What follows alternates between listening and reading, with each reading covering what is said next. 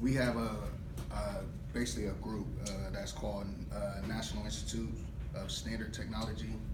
Basically, what they have been doing is they have been working on a development on how to handle DNA and how to preserve it as well.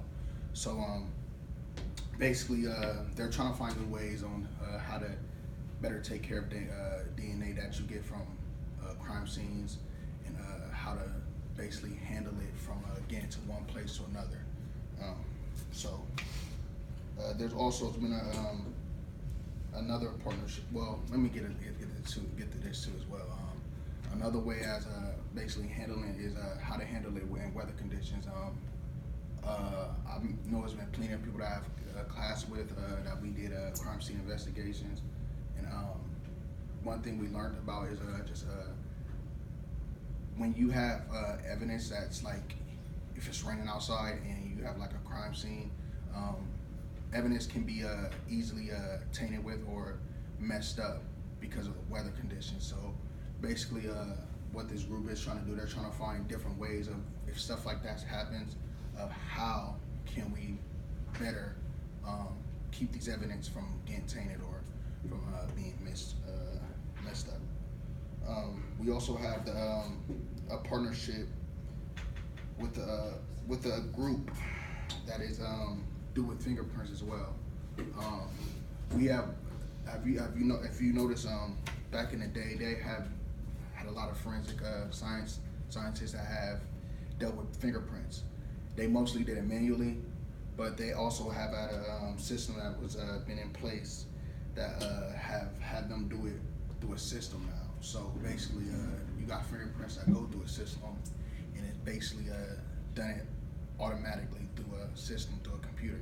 So basically, what that is doing, that's helping investigators from being biased on certain type of fingerprints, and just helping them be able to do their job more better as well.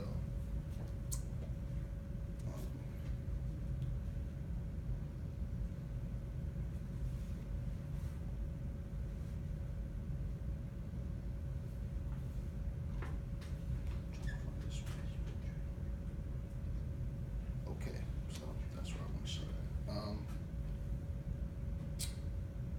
at. As we know, with the growth of DNA testing and effective tools will start to identify perpetrators as well. This will cause a relentless amount of pressure on scientists and technicians to produce results faster and at a low cost. Basically, one of these things is by expecting an examiner or a technician or a scientist to either do something faster or to basically rush something will also lead to basically inconsistencies in their work. Also, it has been found out that most of the time the government uses short-term grants to fund the processing of cases and also DNA testing. So basically, there are short-term grants that are being funded to them at a low cost. So basically, there's not enough money to really fund the case and to actually do the process even more better as well. That's not the only thing that forensic scientists have to deal with.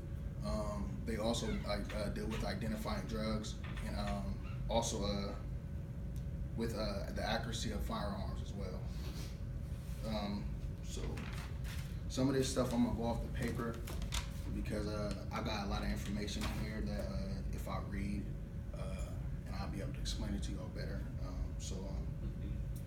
Basically, with identifying drugs, I don't know if you know Mr. Harp. I remember seeing something on TV where it was in an episode of Cops, where they had a device that they had made. So it was made out of a fluorescent meter and a smartphone. This has allowed investigators to identify powder and other drugs with a paper test strip and a soaked in copper iodine.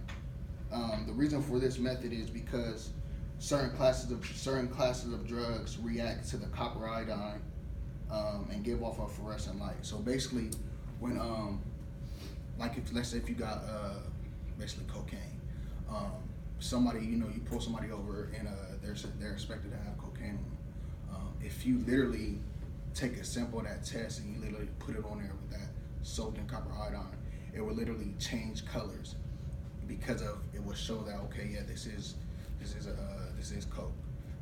It also does that with other type of drugs too as well. So it's not only cocaine, but they also have that with other drugs too as well. So, and another one is with the accuracy of the firearms as well. So there has been experiments of bullets and firearms from 10 consecutive. I can't say this word right now. It's consecutively. Consecutively.